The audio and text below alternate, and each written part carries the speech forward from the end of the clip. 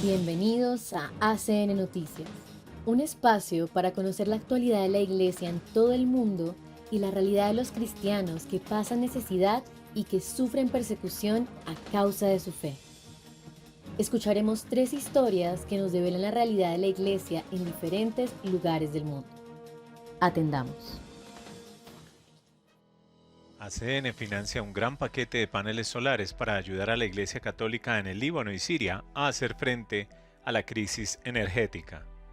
Coincidiendo con el 30º aniversario del Día Mundial del Sol, que se celebró el 3 de mayo, y para subrayar la importancia de los recursos energéticos renovables, Ayuda a la Iglesia que sufre señala cómo los paneles solares están marcando una gran diferencia en la vida de parroquias, órdenes e instituciones religiosas en aquellos países donde el precio de la electricidad es demasiado alto.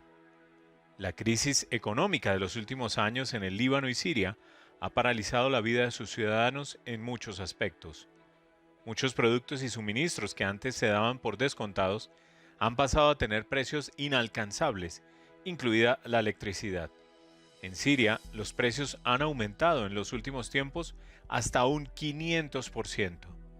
En muchas partes del Líbano, la electricidad suministrada por el Estado solo está disponible durante unas 4 horas al día, por lo que la población tiene que recurrir a generadores alimentados con combustible, que son muy caros. En Siria, la situación es aún peor, con suministros, dependiendo de la región, de entre 0 y 3 horas de electricidad al día, y la única alternativa son generadores a menudo gestionados por empresas que funcionan como mafias. En algunas partes del país, como en la capital de Damasco y en Homs, muchas veces no hay generadores disponibles, por lo que la población depende totalmente del limitadísimo suministro eléctrico del Estado. Esto afecta gravemente a las actividades de la Iglesia Católica. Las parroquias y comunidades no pueden ofrecer servicios a sus fieles. El almacenamiento de alimentos y la calefacción son limitados, y el aumento de los precios se refleja en el coste de acogida de grupos para retiros u otros encuentros religiosos. Este fenómeno repercute en las actividades sociales de la Iglesia Católica. Orfanatos, residencias de ancianos, escuelas y guarderías luchan por funcionar en la oscuridad, y las intoxicaciones alimentarias proliferan por falta de refrigeración. Para solventar esta gran crisis, la Fundación Pontificia Internacional Ayuda a la Iglesia que Sufre, ACN, ha decidido ayudar a las instituciones eclesiásticas con la financiación a gran escala de paneles solares. En los últimos años, la Fundación ha aprobado más de 60 proyectos, tanto en Siria como en el Líbano, por valor de más de 1,7 millones de dólares, y el resultado ha sido el retorno de la luz y la esperanza para los beneficiarios. Un total de 24 congregaciones religiosas se beneficiarán de estos proyectos, así como 37 parroquias de 16 diócesis de ambos países. También disfrutarán de energía solar 11 conventos y 7 seminarios y noviciados, así como 22 escuelas. Al pasar de la electricidad ofrecida por el Estado y de los generadores alimentados con combustible de carbono a la energía solar, estos edificios de la Iglesia Católica están brindando un ejemplo de alternativas sostenibles y respetuosas con el medio ambiente, en consonancia con la preocupación por el cuidado de la casa común, nuestro planeta, a menudo manifestada por la Santa Sede. En el Líbano, por ejemplo, la parroquia de Santa Tecla del barrio de Cartabón, de la ciudad de Biblos, pagaba $60 mensuales por electricidad, pero desde la instalación de los paneles solares, la factura mensual es de apenas $3, lo que significa más dinero para la misión pastoral de la parroquia, ha comunicado a ACN el padre Cristian Jerjes. Las religiosas de la Congregación de la Sagrada Familia aseguran que han cambiado muchas cosas gracias a los paneles solares. El Estado nos proporciona 1 o 2 horas de electricidad al día, y es muy cara. Antes teníamos una cámara frigorífica y 3 neveras, mientras que ahora solo tenemos una. Además, teníamos que pagar un abono para el generador que nos costaba $30, más gastos de electricidad de entre $300 y $400. Pero ahora, con los paneles solares, nuestros gastos se han reducido a $6, y en los meses de otoño no gastamos nada, así que hemos ahorrado mucho dinero, explica la hermana Yaud. Estas religiosas trabajan sobre todo con personas con discapacidad intelectual, y el ahorro en electricidad les permite ahora cobrar menos a los grupos por alojarse en la casa de huéspedes del convento. Esto demuestra que los beneficios de los proyectos de paneles solares se extienden como la misma luz que generan a toda la comunidad cristiana. Otro ejemplo lo tenemos en Zegarta, donde la congregación antoniana dirige la escuela de Mar Antonios. Durante una reciente visita, un alumno dijo a ACN que estos nuevos paneles solares van a cambiar realmente nuestro día a día, porque nos permitirán aprovechar mejor nuestras lecciones. Es como si nos proporcionaran las herramientas para construir nuestro futuro y estamos muy agradecidos por esto. Un profesor de la misma escuela añadió: la situación es complicada y estamos sufriendo por la crisis, pero estamos muy agradecidos con ACN por todo lo que hace. Evidentemente, los paneles solares han mejorado muchas cosas, sobre todo en lo que respecta a la enseñanza. Ahora tenemos electricidad para las pizarras digitales y podemos dar clase en mejores condiciones. ACN seguirá ayudando a las comunidades cristianas a superar las penurias y dificultades en sus países de origen, con proyectos que ofrezcan soluciones prácticas y sostenibles para que sus vidas sean más fáciles, de tal modo que les permitan seguir cumpliendo su misión y su vocación para servir a los más necesitados. Honduras. Había comunidades matándose entre sí que ahora rezan unidas. Los cristianos de Honduras viven una dura realidad afectada por las bandas criminales, pobreza y escasez vocacional, explica Verónica Katz, responsable de proyectos de la Fundación Internacional Ayuda a la Iglesia que Sufre para Países de Centroamérica, que ha viajado recientemente al país. Sin embargo, los frutos pastorales y el compromiso de los católicos son una fuente de esperanza. ¿Podría describir cómo es la situación que encontró durante su viaje a Honduras? Honduras es el segundo país más pobre de América Latina, con un 75% de su población en situación de pobreza y mucha desigualdad. El país enfrenta una grave crisis energética con continuos apagones para racionar el suministro de energía. Además, las condiciones climáticas extremas provocan temporadas de sequía completa y en otros momentos lluvias torrenciales que inundan todo, lo que dificulta enormemente la agricultura. Sin embargo, existe una amenaza aún mayor: la violencia ejercida por parte de las maras. ¿Qué son estas maras? Se trata de bandas típicas de Centroamérica que están relacionadas con el narcotráfico y son muy violentas. Honduras se usa como país de paso para el tráfico de drogas hacia Estados Unidos u otros países. Las maras en Honduras controlan prácticamente todo. Las familias no pueden tener negocios debido a la tasa de guerra, un tipo de impuesto que las maras imponen a los ciudadanos, la cual muchas veces resulta imposible de pagar. ¿Cómo vive la iglesia hondureña este clima de violencia? Durante nuestra visita a la capital, nos explicaron que en algunas zonas es muy difícil desempeñar su labor pastoral, sobre todo en medio de los conflictos entre las maras, ya que diferentes pandillas luchan entre sí por el control de ese territorio. Por ejemplo, visitamos una parroquia cuyo territorio está controlado por dos de estas bandas, lo que complica enormemente el trabajo de la iglesia. La Conferencia Episcopal ha hecho un llamamiento a la paz y ha pedido al gobierno tomar medidas debido a la inseguridad en el país. El trabajo pastoral de la Iglesia Católica es más esencial que nunca. ¿Qué otros desafíos encuentra la iglesia en su trabajo pastoral? La escasez de sacerdotes es realmente un problema. En Honduras, un sacerdote tiene 4 veces más personas que atender que un sacerdote. Por ejemplo, en Francia, además está el bajo nivel educativo, la falta de transporte en áreas rurales y la escasa formación en las parroquias. Los fieles son muy pobres y la falta de material catequético es enorme. Desean tener material de formación, pero carecen de los medios para adquirirlo. Por otro lado, el gobierno es extremadamente estricto para dar visados a los religiosos extranjeros. Se les imponen numerosos requisitos y se les piden muchos documentos, lo que les dificulta la entrada o permanencia en el país. ¿Qué le gustaría destacar de este viaje? Hubo algo que me impactó mucho. Un sacerdote nos contó que cuando llegó a su parroquia existía un horrible conflicto entre dos comunidades.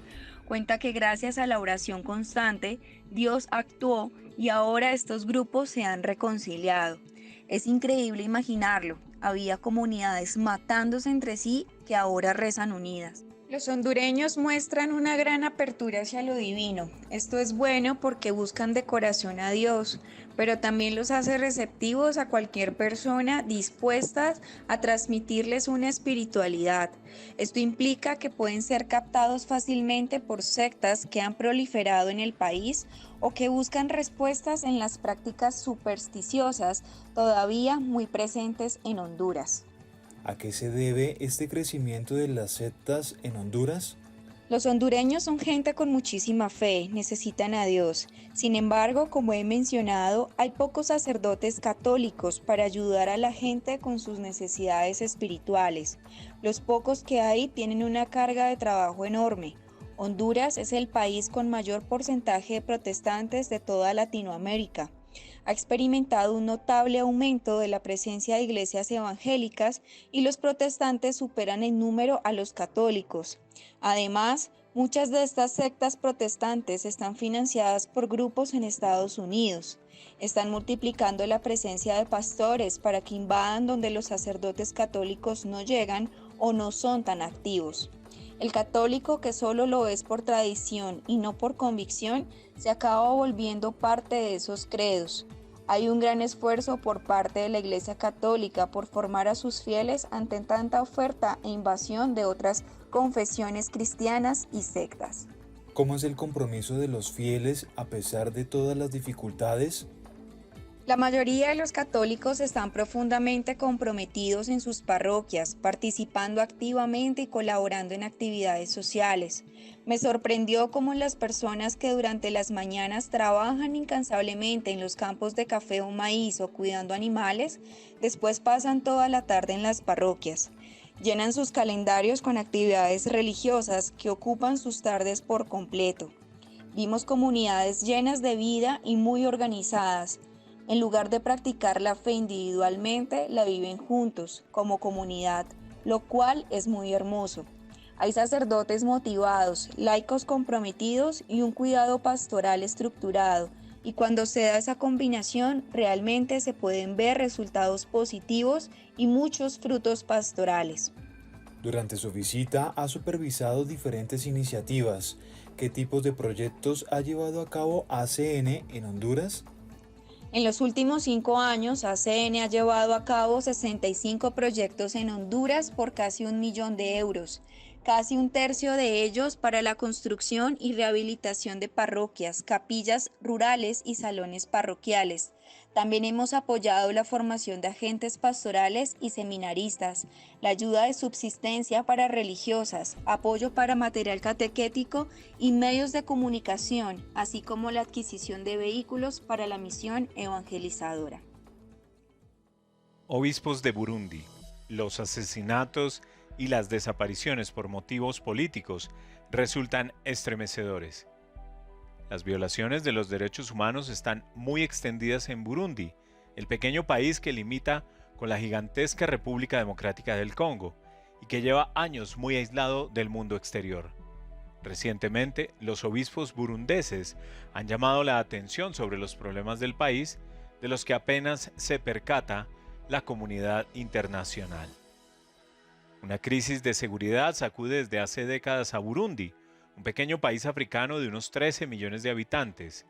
En 2023, el Comité de Derechos Humanos de la ONU expresó su preocupación por las denuncias de desapariciones y asesinatos de activistas políticos y periodistas a manos de las fuerzas de seguridad y grupos progubernamentales en Burundi. Estas violaciones de los derechos humanos no suelen tener lugar a espaldas de la opinión pública. Recientemente, los obispos católicos del país han denunciado sin rodeos estos abusos en un mensaje de paz público al que ha tenido acceso la Fundación Internacional Ayuda a la Iglesia que Sufre, ACN. La constatación de que en nuestro país hay personas cruelmente asesinadas o secuestradas o desaparecidas por motivos políticos u otros intereses macabros resulta estremecedor, escriben. Incluso cuando alguien es detenido por las autoridades competentes, la justicia debe administrarse de acuerdo con la ley. La persona debe ser retenida en un lugar conocido y accesible para sus familiares, recuerdan los obispos. Los prelados advierten contra una cultura de impunidad ante actos delictivos. Si la impunidad se afianza en la sociedad, la gente perderá la confianza en el sistema de la justicia y se correrá el riesgo de que el pueblo tome la justicia por su mano y cometa delitos. Con un patético llamamiento a quienes albergan la intención de derramar la sangre de ciudadanos pacíficos para dar publicidad a su ideología o buscar el poder político, les instan a envainar de nuevo sus espadas y ponerse a construir la nación, adoptando vías que respeten la dignidad de la persona humana y favorezcan el diálogo y la concertación. Burundi tiene un pasado muy doloroso, marcado por masacres, asesinatos, conflictos sociales y violencia, afirma Maxime François Marsal, responsable de proyectos de ACN para los países francófonos de África Central, que visitó Burundi en 2023. Hay un clima de desconfianza en el país, incluso entre amigos y familiares. Por eso, asegura, es tan importante promover la cultura del diálogo y de la paz para apoyar la educación y la formación de quienes ayudarán en el futuro a configurar la vida de iglesia y el desarrollo del país. ACN ha contribuido a más de 200 proyectos en Burundi en los últimos 10 años, centrándose en la formación de sacerdotes y religiosas, la formación de catequistas y el apoyo a diversas actividades pastorales. Nuestro trabajo tiene por objetivo difundir la buena nueva en los corazones de los hombres, para que se resistan a la tentación de la violencia. Recemos porque todos los responsables del país escuchen la voz de su conciencia, para que el mensaje del Evangelio sea escuchado y para que el pueblo de Burundi, que tanto anhela la paz, pueda volver a vivir seguro. Burundi ha sido regularmente escenario de conflictos sangrientos desde el final del dominio colonial en 1962. Pero en 2015, la situación en el país llegó a un punto crítico cuando el entonces presidente Pierre Nkurunziza anunció su intención de presentarse a un tercer mandato, lo que infringe la Constitución. Como resultado, hubo protestas en todo el país y desde entonces las autoridades vienen reprimiendo a la sociedad civil y a los medios de comunicación en cuanto alzan la voz contra los abusos que se cometen. Impactante realidad que nos hace reflexionar sobre los privilegios que tenemos como cristianos de Occidente y nos interpela en nuestra manera de obrar. Gracias por escucharnos y por brindarnos su compañía. Los esperamos en nuestra siguiente emisión. Dios los bendiga.